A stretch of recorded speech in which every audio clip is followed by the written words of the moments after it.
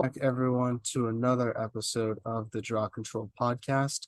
On today's episode, I am joined by former James Madison University women's lacrosse player Haley Warden.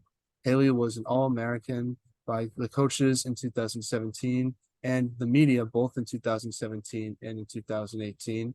She was the 2017 CAA Player of the Year and was the 2018 CAA Co-Defensive Player of the Year.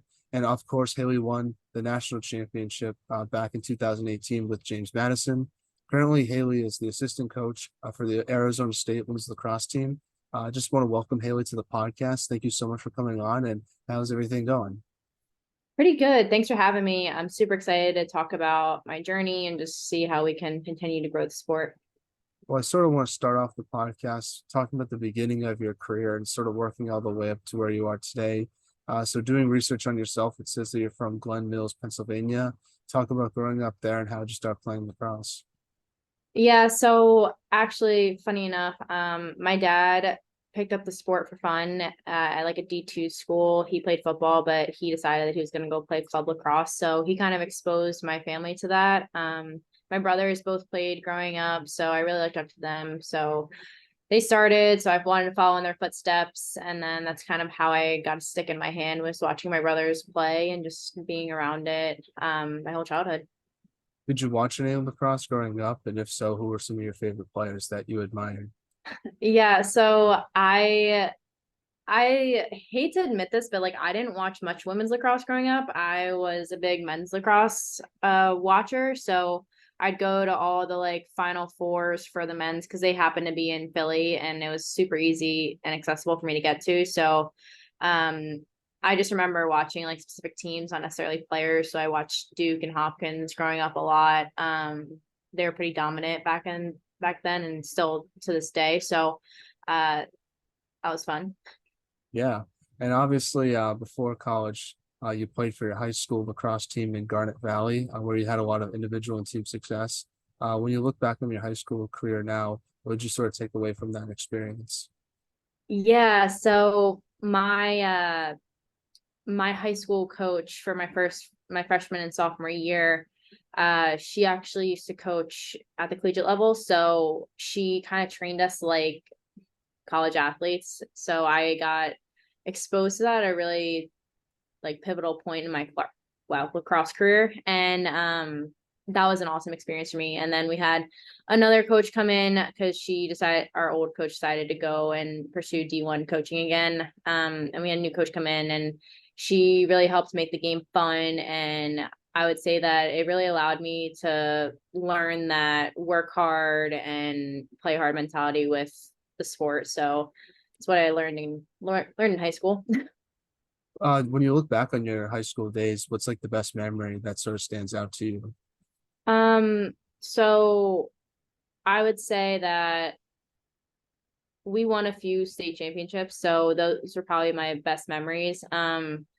We My sophomore year, I believe it was, we were losing the state championship game by a ton, and then our coach carted out of the game, and then we came back to win it. So I'd say that was a pretty fun memory for me. Definitely high stress, but it was awesome to get that comeback. Now, how did your high school lacrosse career help prepare you for college? I assume with the coaching staff that you were a part of and some of the players you got to play with and against definitely made that transition to college much easier. Yeah, so I was great fortune to play with a lot of great lacrosse players in my high school. So we had a few of them go D1. We had some go to Penn State, Rutgers, Temple, like a lot of the big programs. And I think just being surrounded by great talent, where I was really starting to like build those fundamentals, build what type of player I was going to be, and kind of just like those pivotal moments in high school where you just grow. I think it was awesome to be exposed to those types of leaders and players. And I do think that being challenged in high school was huge.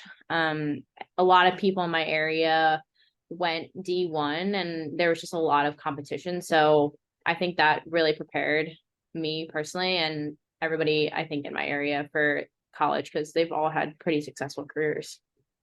Now, you also played basketball in high school as well. I want to ask you about that just because what was it like playing another sport in high school and how do you think it helped you in lacrosse?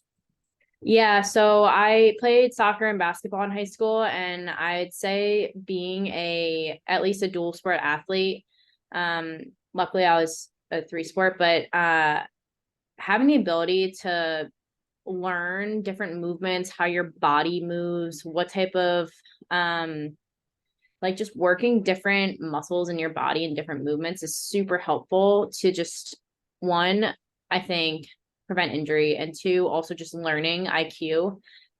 You're learning how to be a better athlete. You might not be like the most athletic, but you can figure out how to be an athlete and whatever and find success. I think that that's kind of an underrated skill that you learned through playing other sports rather than just being a lacrosse player. Yeah, I don't know if you find this as a coach now, but I feel like most players growing up today don't really play multiple sports. They sort of are one sport. And I feel like it's kind of sad because at least when I was growing up, most people played two sports. So I feel like we need to try to encourage people to play all other sports besides the one that they love, because I think it makes you enjoy that sport you eventually choose even more. I could not agree more. I think specializing in sport takes away a lot of the joy when it does come to like playing your sport in college. So just to prevent burnout and injury, like I think people should definitely be playing multiple sports in high school. Now, talk about your recruiting process with James Madison and what made you want to go there versus other schools you might have looked at. So I was definitely looking for something that like felt right to me. I thought I wanted to stay in Pennsylvania, and then I decided to like keep an open mind and explore what options there were around me. I knew I wanted to go to a school and compete. I knew that I wanted to have like the ability to win championships, whether that be on the national level or just in conference. But something about just Shelly and the team and the culture really drew me in, and I just felt comfortable. That's a big thing for me, is like making sure that I felt comfortable in an environment and knew that like if lacrosse weren't a factor, like would I want to still be there? And JMU checked a lot of those boxes for me. So I decided to head down to Harrisonburg, and super happy I did. What was like the biggest adjustment you had to make to college lacrosse? Uh I would say just like the adjustment is trying to figure out where you fall on the team. I think a lot of people are the best on their team coming out of high school. And I think that the ones that find success are the ones who can adapt and find a role to slide into like early on.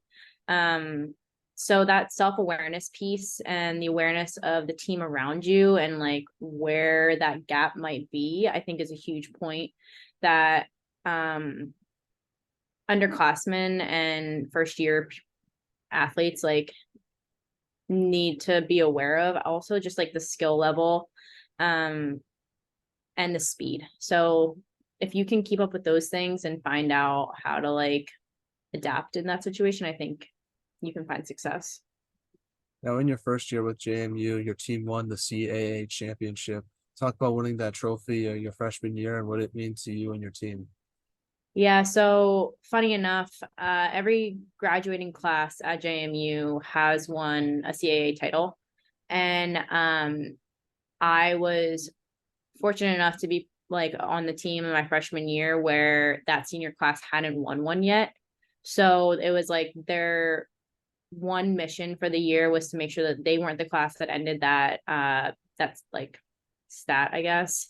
So they were super intense all year long. Like they had high expectations for the team, and it was just awesome to see them leave that legacy for themselves and the future of JMU, that they're able to accomplish it. And I think that having that leadership and knowing what it was like coming in my freshman year really set the tone for the next four. So I was really excited to be a part of that. And I think that that kind of laid the foundation for my class graduating with a national championship. Now, you had your first tournament experience your freshman year against USC. You guys lost that game, but my question is, what did you learn during that tournament game that you think helped your team moving forward in your collegiate career? I think that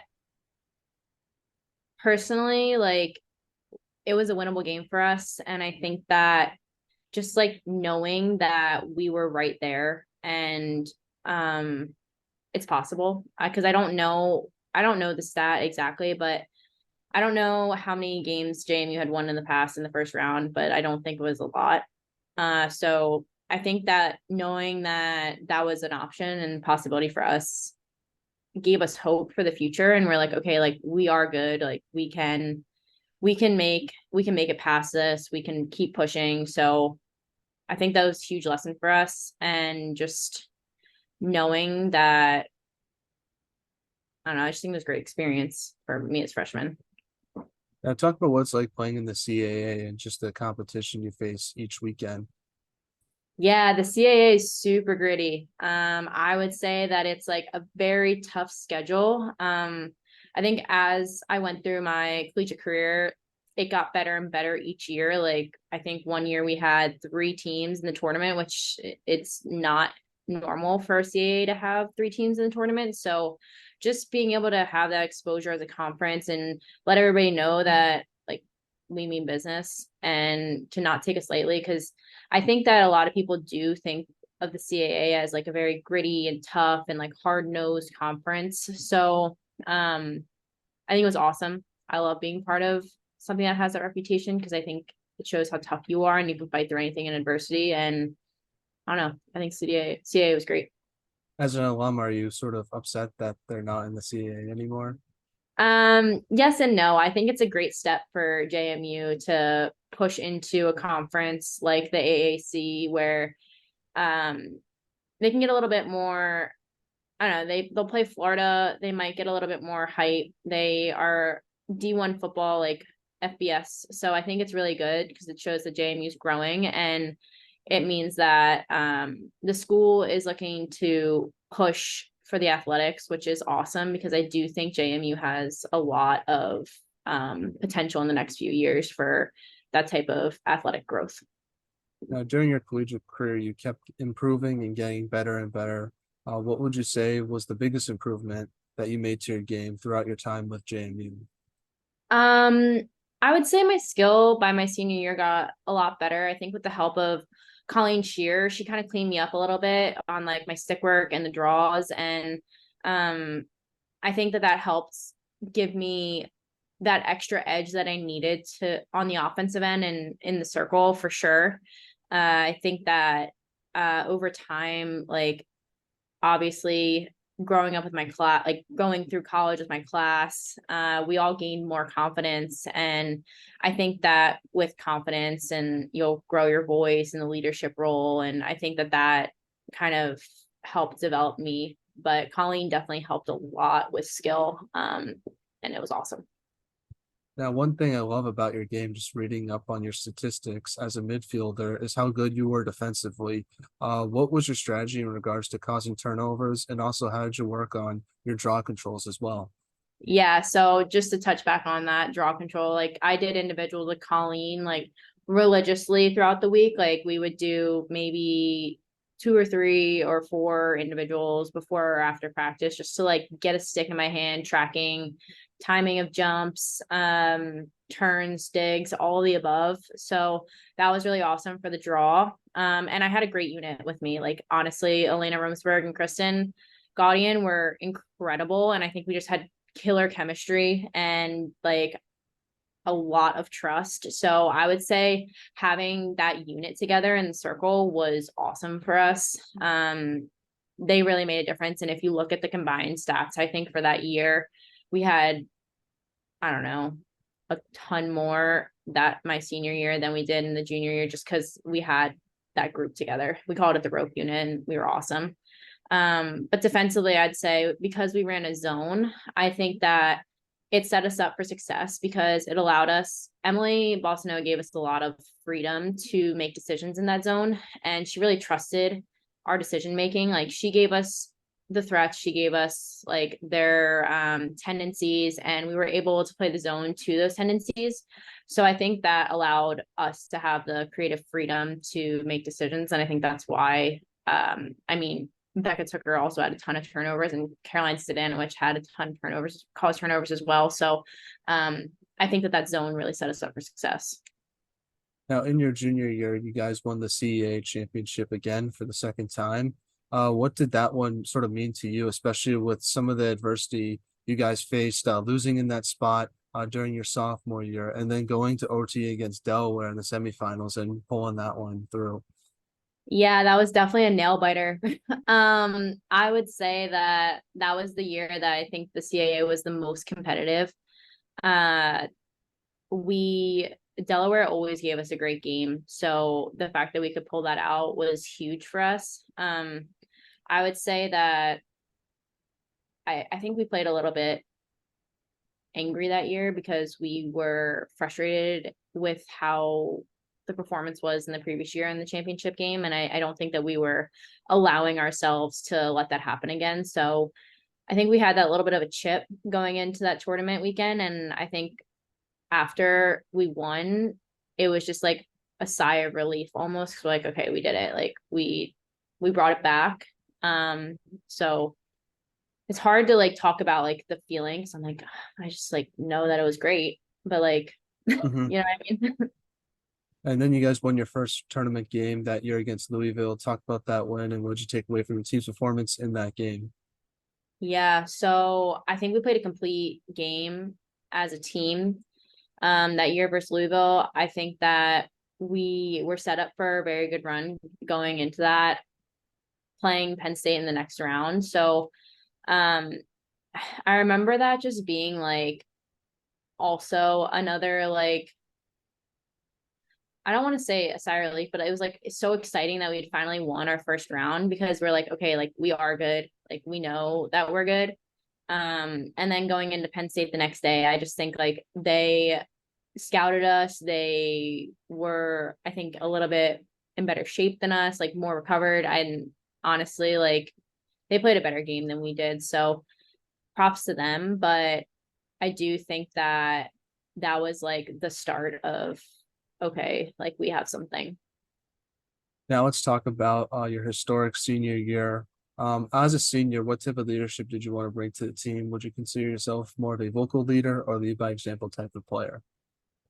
Um, personally, I have a little combination of both. Um, I would say that vocal when needed, but definitely lead by example. I'm not the type of leader player that's gonna say something to you and I'm not gonna do it myself. It's just not my style. But I do think like overall our leadership group and the captains was so perfect for what the team needed. I think that we complement each other very well. Rebecca Tooker was she took on the hard role of having to like lay down the law at times, and it's not an easy role. And I respect the hell out of her for that. And I think that it really helped the team out. And then Morgan Hart, she was a leader that really put things into perspective for people and allowed everybody or helped everybody buy in. And I do think that that was massive for this team because without total buy in, you don't get where we got that year.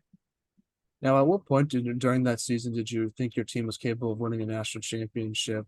And what do you think was this biggest step that your team took that year, from your junior year to your senior, that sort of allowed you to have the success that you did? Because as we talked about before we started recording, I just got a women's lacrosse this past year. So I would imagine during that season, not many people had JMU winning the national championship before that season began. Yeah, I don't think anybody had us winning that year except us, maybe. So it really started before the season even began.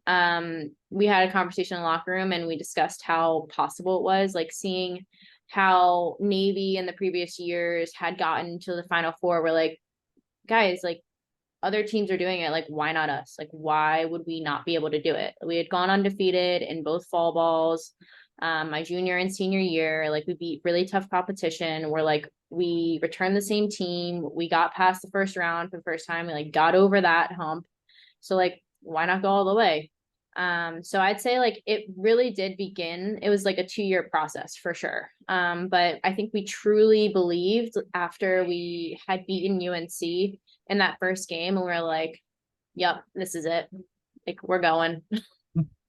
Now, How did you guys sort of maintain that consistency throughout the regular season? And obviously, when you guys keep winning games and that pressure sort of builds up, how do you sort of handle that pressure of being a top ranked team with targets start to form on your team's back, especially towards the end of the season?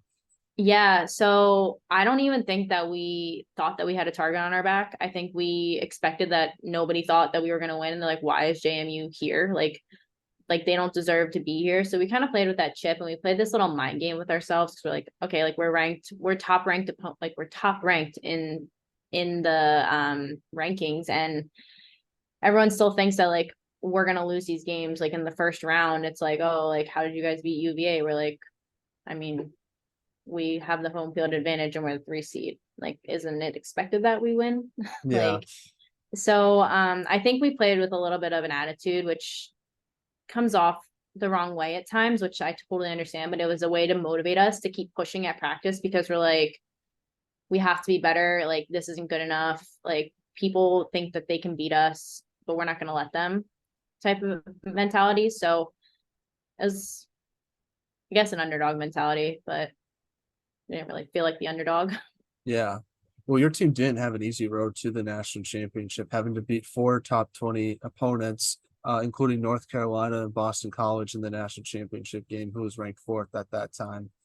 In your perspective, what would you say was the key for your team success in the tournament against those highly ranked opponents? I think just knowing that teams were going to make adjustments on us and we have to be ready for anything. So, day in, day out at practice, we would throw different things at different players. Like we'd throw a face guard on Hannah Haven, we'd throw a face guard on Kristen, we would like total deny, like like we would do different things that allowed us to experience like what that looked like. And we had like high expectations for people. Like if one person wasn't showing up in a game, the next person, like we had 7 people on the attacking end that were just like ready to go. They're like, okay, like you're shut out, you're shut off, like give me the ball, like I'm gonna go. They can't stop 7 threats. So I think that like that total team play and the confidence that everybody had on that field was huge for going up against those top ranked opponents. Like that piece, I think, is what helped propel us through the tournament. What was the most memorable game during your championship run? I would assume it's probably the BC game, but maybe it's the UNC one. I don't know. I'm curious what you think it is. Honestly, like I don't even know if those were the most memorable. The most memorable one for me is probably the Florida game, just because like it was like a bloodbath. Like it was such a physical game. Like we couldn't put the ball in the back of the net. Like it was rainy. It was just like it was a tough game. And like honestly, I'm so happy that like our freshmen showed up and like stepped up in moments where we like needed a goal. And Charlotte Haggerty, she just stepped up, scored a few goals. She's like, "Oh, guys, no big deal." And we're like, "Oh, okay, Charlotte can do it. Then like we all can do it." And we just had some pivotal moments in that game that like really changed momentum, and like that was huge for us. The UNC and the BC games are definitely memorable, but like from a like, oh no, like that was like, okay, thank God, like these people stepped up in this game. Now, describe to me what it's like winning a national championship, especially for a school that really no one gave any chance to win it that year. I didn't really know what it meant or felt like to win a national championship until like a year later. Like after the game, I was just like in total shock. I didn't know what to do. Like all my friends around me were like crying of happiness. And I was just like, wow, guys, we did it. Like it was so surreal. And I really I didn't realize how hard it was until like a year after it. Like truly did not. And it like didn't hit me for a while, but I know everybody on the team was just like so ecstatic and like it was unlike anything we've ever experienced before. Great way to end off your collegiate career, huh? Yeah. It's nice to go out with the W. Oh, for sure. Not many people can say that too. So, Yeah. but I know it's kind of a broad question, but what will you take away from your collegiate lacrosse experience? Um, I think just like you only get so many days to be with your best friends in college, and I think that that's overlooked sometimes. I think that lacrosse ends up becoming a job in some universities, and some people like feel that it's a job.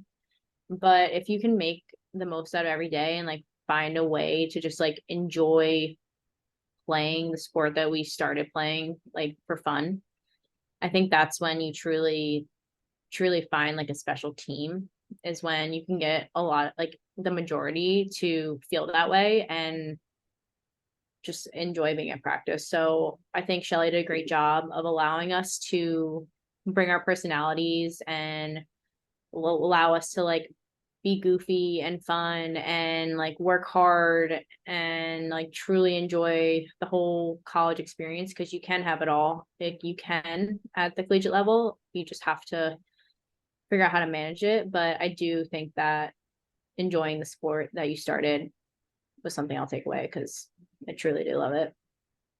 Now you're now the new assistant coach for ASU women's lacrosse. What's the transition like from being a player to being a coach, and what have you learned in that position so far?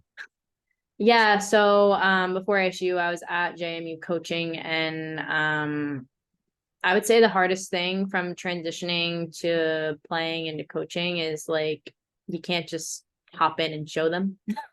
I think that's the toughest transition for like a new player right out of college, is that like you have to find ways to articulate what you want and find the way that best suits the team. So learning different styles, different approaches to how you explain things, how you deal with people. I think that that's super important and valuable. And I think great coaches understand how to motivate their team and make them the best that they can be with what they have. So, um, yeah, I would say that's huge. And it's definitely an adjustment for people, especially if you're used to a certain style, but having that like emotional intelligence and understanding is where I think makes the difference between coaches. Now I know all you know is JMU, but how happy are you to be at Arizona State? Is it fun being there? Yeah, no, I love Arizona State. I mean, being in Arizona itself is like awesome, super hot, but like the girls want to work hard. They definitely want to get better. So I think that I'm excited to be working and going through this journey with Caroline Wakefield and Taryn Vanthoff. I think that we have a lot of knowledge to bring to them. So we're hopeful that we can, make West Coast lacrosse great. So we're now in a segment I like to call the non-lacrosse segment, where I ask you some non-lacrosse questions just to get to know you a little bit more off the field. Okay. So first one is, what music do you like to listen to? Honestly, it kind of depends on my mood. I go through a bunch of different genres of music, so it can range from like alternative rock to EDM to like I don't know, like 2000s hip hop. Like I don't know, it just depends on like what I'm feeling and like what memories I want to jog from my past. You know what I mean? Yeah, I would say I'm the same way. I'm probably a little more not as specific with type of genre of music. So like if Yeah, I'm in a country music mode, I'll just go to my country music playlist. If I'm in a hip hop mode, I'll go to my hip hop playlist. So that's usually how I do it. But usually like I totally get where you're coming from. It depends on the mood that you're in. for sure. Now, what is the most interesting thing you've read or seen this week? Oh, um, that is a great question. I can give you my answer if you need to think about it. Yeah, what I did you saw I saw that Death Valley was going to be like the hottest it's ever going to be, like at 130 something degrees, which I thought was pretty crazy. And it's just crazy seeing the weather that's going on right now in the US, because it seems like part of the country is like in a heat, like it's so bad, like how hot it is in parts of the country. In other parts of the country, it's like tornado central, and then it's raining in some other parts of the country. So it's just crazy just seeing all the weather extremities that are going on right now. And hopefully we could do something to sort of fix that in regards to climate change. But yeah, I do think that's pretty interesting, and hopefully we could find a way to sort of get that fixed up if we could do it. Wow. That's 136 degrees. Something like that. It's pretty nuts. People were going there just to see what it was like, which I would not do that at all. Wouldn't you just wouldn't the water in your body just like instantly evaporate? Like I that's have no hot. idea. I have no idea. I wouldn't try it personally, but if people want to do that, go for it, I guess. Oh, dang. I don't I don't know. Honestly, I've been so like into everything that's going on at AU right now, but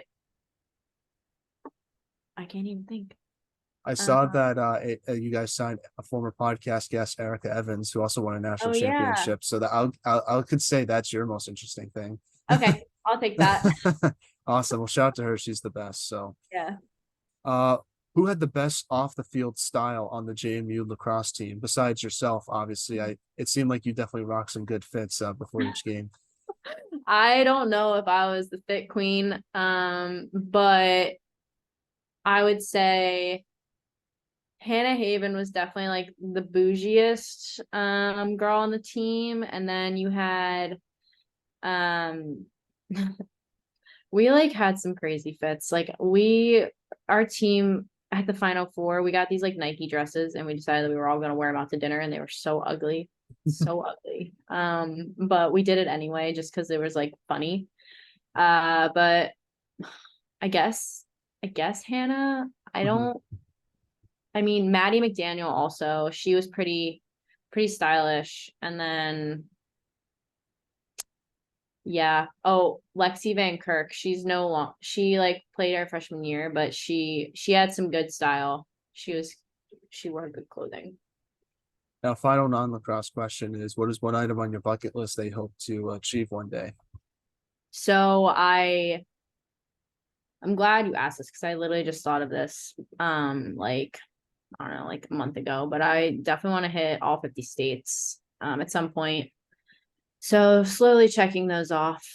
Um got to get to Hawaii and Alaska at some point. Those seem to be the hard ones, but been to a lot of them. How many? Do you know how many specifically? Um, I think I've been to like 30 or 35. That's pretty. It's more than me. I've been to only like 10 or 11, if I Yeah. think of on the top of my head. So I've never been to the West Coast or anywhere like that. So Oh, I you got. gotta get out. I know. I feel like the toughest ones would be like Oklahoma or New Mexico, because like, what are you Yeah, gonna do there, and how do you even get there in the first place? I know. I need to hit like all the Midwestern ones, like the Dakotas and Yeah, Anna, Idaho. So I gotta get to those. that's a good bucket list. Mine's sort of similar, just traveling to different places. One of them being Hawaii and the West Coast. Love to go out Yeah, there, and then obviously explore Europe and all that stuff. So, and parts of Canada too, I'd like to visit. So that's sort of what's on my bucket list at the moment.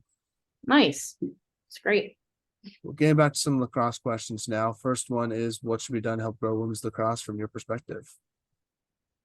So funny enough, we just had this like conversation at AU, but just getting people more exposed to sport and finding more ways to get people to games and tune into watching us on ESPN. So I just think like the more exposure we can get and get sticks in people's hands, the better off we're gonna be. So we're gonna try to make it more entertaining for everybody so people want to watch. But that's kind of the goal.